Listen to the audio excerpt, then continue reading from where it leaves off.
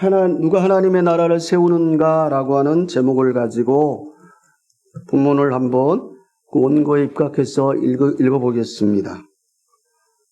느헤미야는 예수님께서 이 땅에 오시기 전 약 440년 전에 살았던 사람입니다. 이제 2장 11절에 보면 그가 예루살렘에 도착했다고 말하고 있습니다. 내가 예루살렘에 이르러 라고 얘기하고 있습니다. 어디에서 출발했죠? 앞장에 보면 아닥사스다 수산궁에서 출발하였습니다.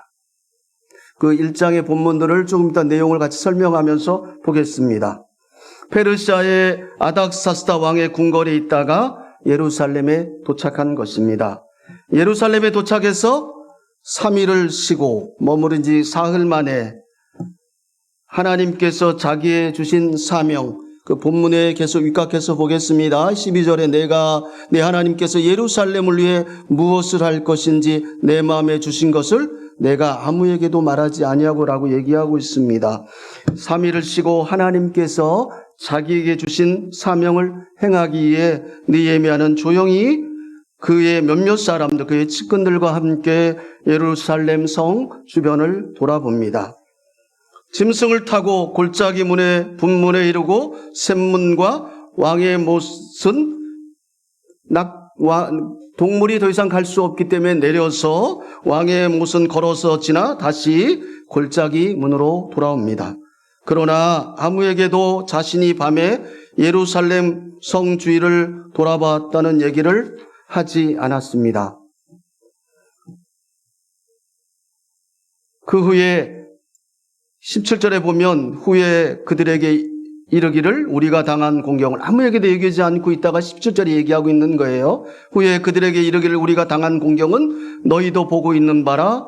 어떤 상황이냐? 예루살렘이 황폐하고 성문이 불탔으니 자 예루살렘 성을 건축하여 다시 수치를 당하지 말자 이렇게 선포하고 있습니다. 느헤미야는 포로에서 돌아온 유다 제사장들과 귀족들과 방백들에게 연설을 하고 있는 것입니다. 여러분이 아는 바와 같이 우리는 지금 어려움에 빠져 있습니다. 예루살렘은 폐허가 되었습니다. 성문들은 불탔습니다. 자, 이제 예루살렘 성벽을 다시 쌓읍시다. 남에게 이런 수모를 받는 일이 다시는 없어야 할 것입니다. 하나님의 선한 손이 나를 도우셨고 페르시아 왕도 예루살렘 성 건축을 돕겠다고 했습니다. 이런 느헤미야 연설을 들은 유다 백성들은 뭐라고 얘기했죠? 그렇게 합시다. 그렇게 합시다. 일어나 같이 예루살렘 성벽을 쌓읍시다. 라고 동의하였습니다.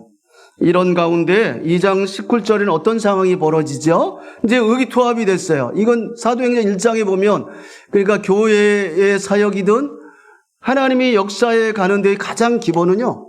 같은 마음인 것 같아요. 전혀 같은 뜻으로. 사도행전 마가다락방에서도 전혀 같은 마음으로 기도하였을 때 역사한 것처럼. 그러니까 희석되어진 모든 사람이 관망하고 있는 예루살렘에 대한 위치, 다윗이 하나님의 임재를 위해서 법궤를 옮기기 전 솔로몬을 위해서 만들어 놓고 법궤를 옮긴 그것은 하나님의 임재를 인정하고 신명기적 모든 우리 백성들과 나라를 통치하는 것은 하나님이라고 하는 것들을 인정하는 신앙의 표현이 바로 예루살렘 성전이었거든. 그 성전이 지금 물론 에스라서에 의해서 스룹바벨과 함께 성전은 지어졌지만 그 성전을 둘러싸고 있는 안전함에 대한 어쩌 완전한 공동체가 이루어지지 않은 그 성벽이 무너진 그 모든 유대 백성들 제사장들이 알고 있는 그 상황을 모두 관찰하고 동의하였던 것입니다. 그래서 일어나 예루살렘 성벽을 같이 쌓읍시다 라고 동의했죠.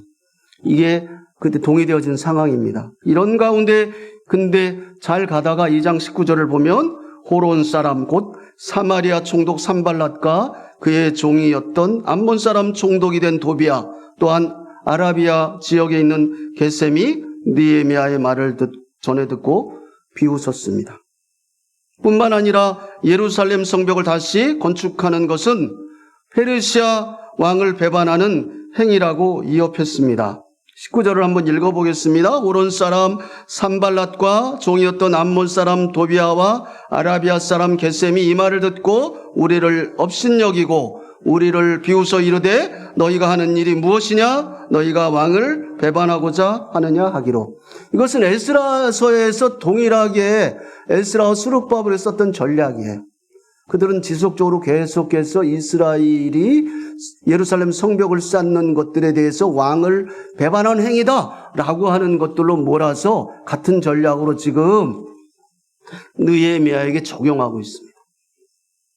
그때 대항하는 느헤미야의 행동을 볼까요? 그러나 느헤미야는 조롱하는 그들에게 하늘의 하나님께서 우리를 형통하게 하실 것이요 너희와 상관없이 우리가 예루살렘 성벽 건축을 마칠 것이다 라고 대응합니다. 왜냐하면 이스라엘 백성들 자기 신앙 고백이 나오고 있는 거죠. 예루살렘 성은 우리의 모든 것들을 하나님께 맡기고 하나님의 인도하심을 따라 한다는 신앙 고백에 하나님 임재한 장소였기 때문에 그 이방인 그들과는 상관이 없었기 때문에 느헤미야는 그것에 대적하여서 지금 표현하고 있는 것입니다. 이것들이 제가 짧게 얘기했지만 바로 느헤미야 2장 11절에서 20절까지의 주된 내용입니다. 느헤미야가 페르시아의 궁전에서 예루살렘에 도착하여 예루살렘 성 주변을 살펴보고 파괴된 예루살렘 성벽을 다시 건축하려고 한 것입니다. 예루살렘은 주전 586년에 바벨론의 느부갓네살 왕에 의해서 불탔고 성전과 함께 파괴되었습니다. 그러나 하나님께서는 포로로 잡혀갔던 백성들을 페르시아에서 주전 538년에 돌아오게 하셨습니다. 예레미야 선지자를 통해 약속하신 대로 70년 만인 주전 515년에는 예루살렘 성전을 다시 건축하게 하셨습니다. 이것이 예레미야 29장 10절의 말씀입니다. 여호와께서 이와 같이 말씀하시느니라 바벨론에서 70년이 차면 내가 너희를 돌보고 나의 선한 말을 너희에게 성취하여 너희를 이곳 예루살렘으로 돌아오게 하리라 라고 예레미야 29장 10절의 말씀에 써 있습니다. 이렇게 유다 백성이 포로에서 돌아오기 시작했고 100년이 지난 70년 이후에 지나와서 538에서 느헤미야 하던 시대에 445년 하면 약 100년이 지났을 때 느헤미야는 페르시아의 궁궐에서 살고 있었습니다. 그는 포로로 1차, 2차의 포로 기한이었지만 3차 아직 포로 기한 되기 전에 현재까지 지금 느헤미야는 아닥사스다 수산궁에 살고 있는 것입니다. 그는 포로로 잡혀온 유대인의 후손으로 페르시아에서 태어나고 자란 듯합니다. 그런데 이런 느헤미야에게는 조국과 예루살렘에 대한 관심이 있었습니다. 예루살렘에 있는 하나님의 성전은 중건되었지만 예루살렘 성벽이 오랫동안 재건되지 않아 여러 가지 어려움들이 있었다는 것을 수산궁에 있다가 예루살렘 가서 관찰하고 온 자기 동생을 통해서 그것을 듣게 되었습니다. 실은 이전에 예루살렘 성벽을 다시 세우려는 시도는 여러 번 있었습니다. 특별히 느헤미야 시대의 왕인 아닥사스다 왕 시대에도 예루살렘 성벽 건축을 위한 시도들이 있었습니다. 이러한 시도들은 에스라서 4장 17절 이하에 언급되고 있습니다. 제가 한번 읽어보겠습니다.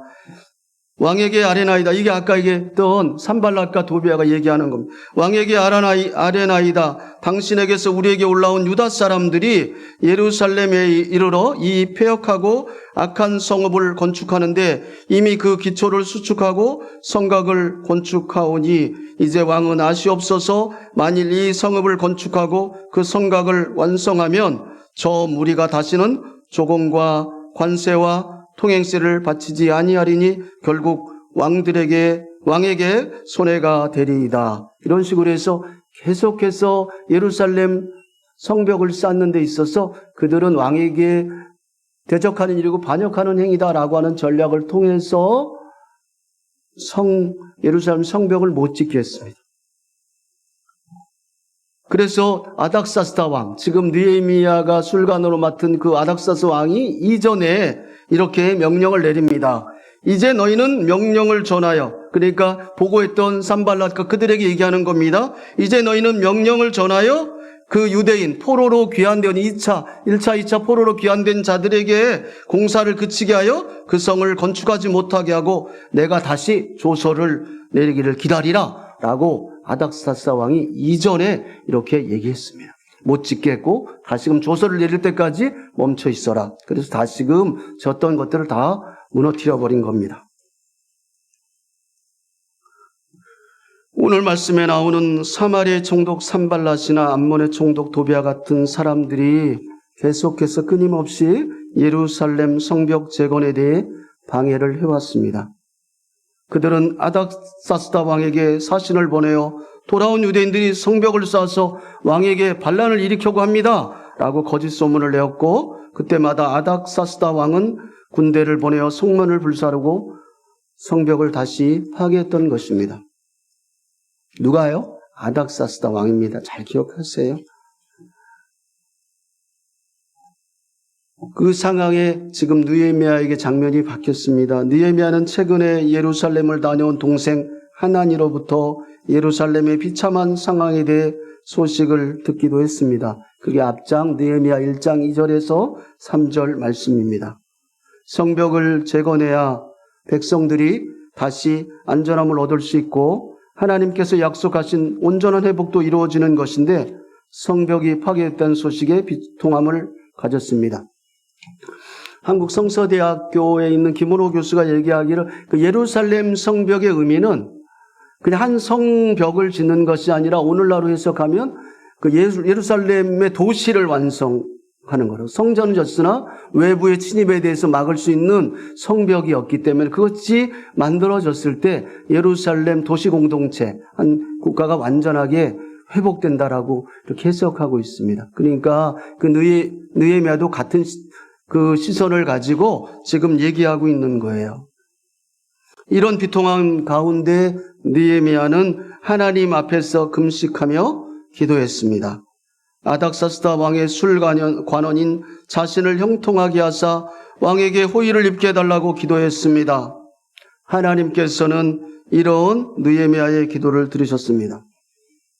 그러니까 그 소식을 듣고 금식하여 기도하는 것은 하나님 왕의 호의를 베풀어라고 하면서 하는 기도가, 그게 4개월 동안에 이뤄진 느헤미야의 장면에 그 느헤미야 1장에서 느헤미야의 기도들이, 내용들이 나오고 있습니다. 형통하신 하나님, 창조주 하나님, 언약의 하나님, 이런 부분들에서 주제를 가지고, 그리고 느헤미야는 백성들이 배역한 것, 배교한 것에 대한 회개까지도 대표적으로 기도하고 있습니다. 그 기도를 마친 후 2장 1절입니다.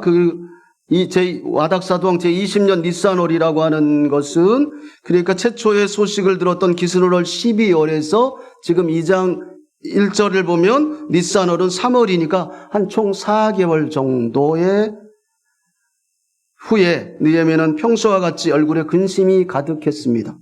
본문의 내용입니다. 2장 1절부터 시작되어지는, 아닥사스다 왕도 이것을 인식하고 느헤미야여 왜 얼굴이 근심이 있느냐, 가득하느냐라고 물었습니다. 라면서 재차 다시 묻는 것은 네 마음에 무슨 문제가 있느냐라고 물었습니다. 이 본문에는 이는 필연 내 마음에 근심이 있음이로다 하더라. 그때 느헤미야는 두려워하여 왕에게 조상들의 묘들이 있는 예루살렘 성이 황폐하고 성문이 불에 타서 괴롭다고 말했습니다. 3절 본문의 말씀입니다. 그러자 어찌된 일인지 왕은 느헤미야에게 무엇을 원하느냐고 다시 묻고 있습니다. 그 순간에 느헤미야는 하나님께 잠시 묵도하였다고 본문에서 얘기하고 있습니다. 그리고 왕에게 자신을 유다 땅에 보내어 예루살렘 성을 건축하게 해달라고 간청하고 있습니다. 실은 이 상황은 이렇게 스토리상으로 실로 이렇게 해석하기, 상황에 접근하기 어려운 거. 왜냐하면 느헤미야가 왕의 신하였기 때문에 왕의 조서를 벌써 이전에 내 조서가 없이는 할 수 없다라고 1차 한번 조서를 내렸던 상황이었기 때문에 그 요구하는 내용은 왕의 신하로서 하기 정말 어려운 말을 한 것입니다. 왜냐하면 실은 아닥사 왕은 예루살렘 성벽을 짓는 것을 불법으로 여기고 칙령을 내렸고 성문을 불태우고 성벽을 파기하고 자신의 역 없이는 성벽을 재건하지 못할 것이다 라고 에스라서 4장 7절 23절에 이미 이야기하였기 때문입니다. 그 어려운 상황에 느헤미야는 자기의 요구를 4개월 뒤에 하고 있습니다. 자신의 최측근인 느헤미야가 자신의 칙령에 반하는 성벽 건축을 말하고 있는 것입니다. 이것은 무척 위험한 일이지요. 그러나 아닥사스다 왕은 느헤미야가 예루살렘 성벽 건축을 위하여 가는 것을 허락하였습니다. 더 나아가 느헤미야가 예루살렘 성전의 문과 성벽과 자기 집 건축을 위한 목재와 이를 허락하는 왕의 조서를 요청하는 것도 들어주셨습니다. 근데 이 본문을 보면서 그냥 제 생각이 궁금함을 하는 메모였는데, 그때 6절에 그때 왕후도 왕 곁에 앉아 있었더라. 왜 이것을 에스라가 이렇게 썼는지 모르겠어요. 그 증인으로 참여를 시킨 건지, 왕후도 그러니까 역사적 사실, 하나님의 역사하심에 대한 확증 부분을 넣은 건지 증인으로 한 사람을 배석을 시켰어요. 왕후도 그 자리에 함께 있었더라. 그 하나님의 이끄심에 대한 것들을 더 확증하기 위해서 이 본문을 썼는지 저는 이게 궁금하더라고요. 근데 은혜는 됐어요.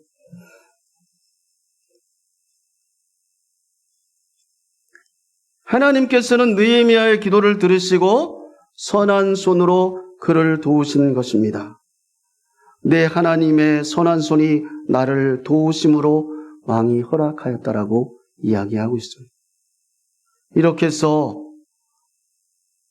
4개월이 지난 이후에 아닥사 수상궁에서 그 왕에게 하나님 선한 일을 획가시고 왕에게 요구했던 그 모든 것들을 다 받아가지고 통과하고 목재를 가지고 도착한 것이 오늘 본문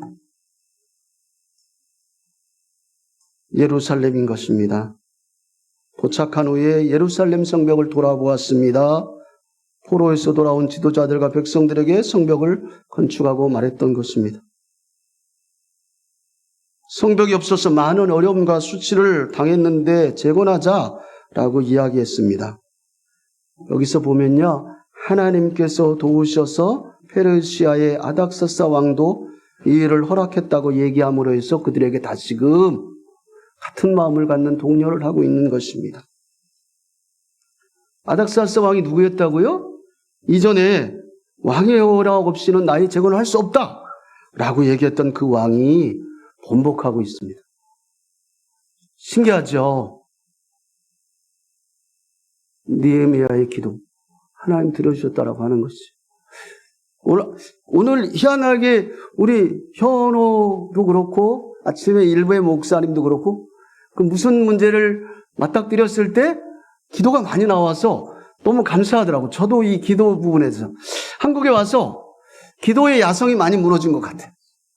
예전에는 막 그 중국에서 이불도 뒤집어 쓰고 찬송하면 기도도 하기도 하고, 그리고 기도하다 보면요 상황이 어떨 때는 3분 만에 기도가 응답된 것도 있고 1시간 만에 응답된 것도 있고, 하나님 중국에서 제가 할 수 있는 게 하나도 없습니다. 지금 가족이 아픕니다. 해가 안 뜨고 있네요. 새벽 1시. 빨리 동터야 응급실을 갈 수 있는데 그 사이에 상황이 벌어져서 가족이 잠들기도 하고, 가리키는 아이들이 막 싸워요. 하나님 이 아이들 싸움 하나님 영광을 가리는데 어떡하죠? 이거 그냥 이 행사를 진행 안 하겠습니다라고 계속 기도하고 있는데 그 기도가 끝나기가 마치자마자 아이들이 와서 저희가 잘못했어요 하고 사과하기도 하고, 또 어른들이 교회 공동체에서 분쟁이 일어났을 때 아무것도 안 하고 기도했더니 어느 순간부터 제 주변에 둘러싸서 그 어른들 교사들이 같이 기도함으로 저희가 하나님께 회개했다고 하는 뭐 그런 응답도 있었고, 수많은 기도의 응답들이 있었거든요. 그 근거에는 하나님의 영광이었습니다. 하나님 뭐든지 영광 받으셔서. 근데 그렇게 기도를 통해서 응답되었던 상황들, 그리고 하나님 영광 돌리고 공동체가 하나 되고 아이들이 하나 되고 다시금 교회 일들을 이뤄갔던 그 기도했던 그 경험들이 막 떠오르더라고요.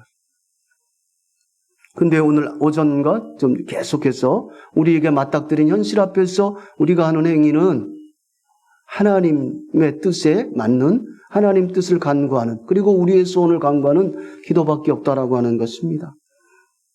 그 기도의 주제가 너무 나와서 너무 감사했습니다. 돌아온 백성들은 느헤미야가 독려한 것들에 호응을 하였습니다.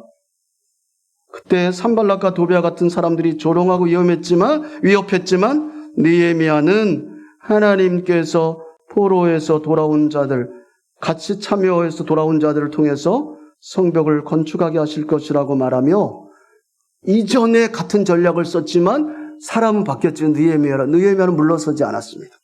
그것들이 20절의 말씀입니다. 기독교의 역사를 보면 우리 이현이 아빠와 함께 이제 같이 이렇게 중국에서 같이 스터디하면서 기독교 정통과 이단이라는 책들을 보면 하나님께서는 교회의 역사를 이끌어가는 데 있어서요, 진리를 고수하는 자들이 아주 소수였고 많은 자들이 그 당시 교황과 이 정치에 결탁되어 있는데 그들이 당연히 공에서 이길 것 같았는데요, 아무런 정치적 권력이 없는 삼일체 교리와 이것들을 지켰던 사람들의 손을 들어줘서 다니엘신이라든가 다신 이런 정통 성경에 없는 교리들을 가지고 큰 권력을 갖고 주장을 했던 그들을 다 물리쳤던 하나님은 하나님의 역사를 이끌어갔던 것들도 생각이 났습니다. 오늘 큰 권력을 갖고 있는 산발락 도비아, 정치적 배경을 갖고 있는 그들과 다른 포로로 귀환되어진 아주 힘이 없는 사람들, 그들에게 오늘 이 본문 가운데는 느헤미야가 어떤 사람 제사장도 있었지만 일하는 자, 평민들도 있었거든요. 그 모든 그 사람들을 통해서 느헤미야는 더불어 같은 권력을 갖고 전략적으로 대적하는 그들에게 너희들에게는 예루살렘에 아무런 그 유언도 없고 그 복이 없다라고 하는 것들 대적함으로 인해서 지금 조롱거리를 이겨내고 있습니다.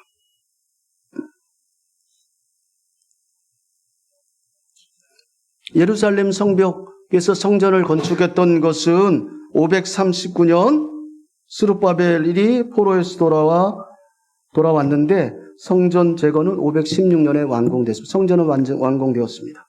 539년에 해서 516년에. 예루살렘 성전은 이미 100년 전에 재건되었습니다. 그러나 아직 성벽은 재건되지 않은 가운데 있습니다. 하나님께서 그러면 성벽을 어떻게 재건을 위해서 어떻게 일하시는지 달락달락 이렇게 짧게 그냥 줄로 해서 제가 읽어보겠습니다. 느헤미야 2장 12절. 내 하나님께서 예루살렘을 위해서 무엇을 할 것인지 느헤미야 내 마음에 주신 것을 내가 아무에게도 말하지 말라라고 느헤미야 2장 12절에 얘기하고 있습니다. 하나님이 예루살렘을 위해서 어떻게 행하시는지 그 소명을 느헤미야는 받았습니다. 그리고 그는 침묵하였죠. 자, 그것들을 보겠습니다. 첫 번째 하나님이 하신 일은 느헤미야를 선택하셨습니다. 첫 번째 성벽 재건을 위해서 하나님이 하신 일은 느헤미야를 선택하셨습니다. 하나님의 거룩한 도성인 예루살렘 성벽을 건축하는 데 있어서 느헤미야를 선택하셨습니다. 그리고 그의 마음에 비전을 심어주셨습니다. 그것이 하나님이 하신 일입니다. 느헤미야를 부르시고 사명을 주신 것입니다. 그리고 느헤미야에게 뭘 주시죠? 동생을 통해서 성벽이 무너진 소식을 듣게 합니다. 계속해서 느헤미야에게 관심을 갖게 하셨습니다. 예루살렘 성벽 재건이 이전에 실패한 소식도 듣게 하였습니다. 그는 무엇을 하였습니까? 이런 소식을 들은 느헤미야에게 하나님은 금식함으로 기도를 시키셨습니다. 그리고 그의 기도 내용에는 전에 이스라엘 백성들이 범한 죄를 회개까지 시키고 계십니다. 예루살렘 성전 재건뿐 아니라 예루살렘 성벽 재건을 통해 하나님의 회복에 대한 언약을 성취해 줄 것을 간구하게 하셨습니다. 그가 이렇게 기도한 후에 4개월 만에 하나님께서는 그의 기도에 응답하셔서 왕의 호의를 입게 하셨습니다. 계속해서 이것이 하나님이 하고 계시는 일입니다. 그가 예루살렘 성벽을 재건하는 것 때문에 고민하며 기도할 때 하나님께서는 아닥사스다 왕으로 하여금 느헤미야의 얼굴색이 안 좋은 것 또한 보게 하셨습니다. 아닥사스다 왕은 자신이 내린 결정을 번복하게 하셨습니다. 예루살렘 성벽을 재건하시도록 허락하고 군대와 목재도 지원하게 하셨습니다. 계속해서 하나님이 하고 계신 일. 이것들을 모아서 느헤미야가 고백하고 있습니다. 내 하나님의 선한 손이 나를 도우심으로 왕이 허락하고, 하나님의 선한 손이 나를 도움으로 느헤미야를 선택하시고는 소명을 주신 그 느헤미야는 하나님의 선한 손이 자기를 이끌어가고 있는 것들에 대해서 계속해서 묵상하고 확신이 있는 것이죠. 처음부터 하나님께서는 느헤미야를 부를 뿐만 아니라 예루살렘 성벽 재건의 사명도 마음에 주셨습니다. 2장 12절, 내 하나님께서 예루살렘을 위해 무엇을 할 것인지 내 마음에 주신 것을, 그것이 성벽 재건이죠. 기도하고 금식하게 하셨을 뿐 아니라 아닥사스다 왕의 채측근이 되게 하셨습니다. 느헤미야의 고백입니다. 1장 11절, 그때 내가 왕의 술관원이 되었느니라 라고 느헤미야가 고백하고 있습니다. 모든 것들이 하나님께서 이끌어가고 있음에 대해서 하나님이 하신 일들을 나열하고 있습니다.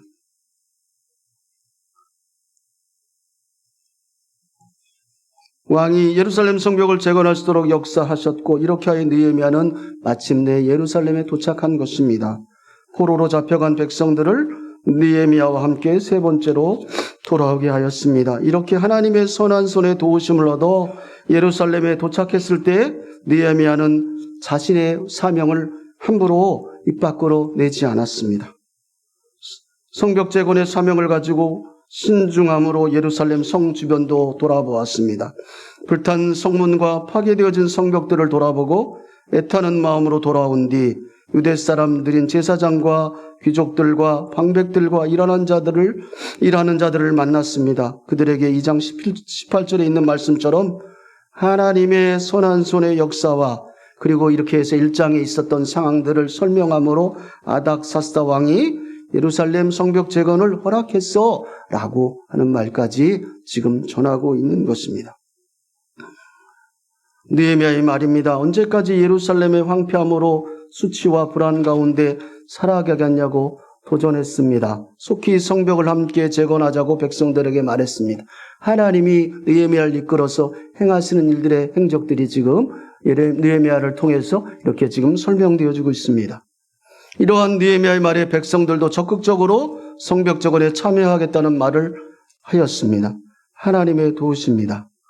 아까 서두에 얘기했지만 하나님 주신 소명을 가지고 하나님 선한 일들의 근거에서 지금 느헤미야는 성벽을 재건하고 있는데, 자금의 한국 사회에 보면 무엇의 근거에 의해서 국가를 살리고 한다라고 하는 것들의 그 근거를 보면 그리스도를 믿고 있는 사람들의 근거가 세상의 사회적 논리와 정치적 논리에 있음에 대해서 너무 속이 상했습니다. 성경은 없고 세상의 이론에 근거한 많은 사람들이 지금 대한민국 기독교인들입니다.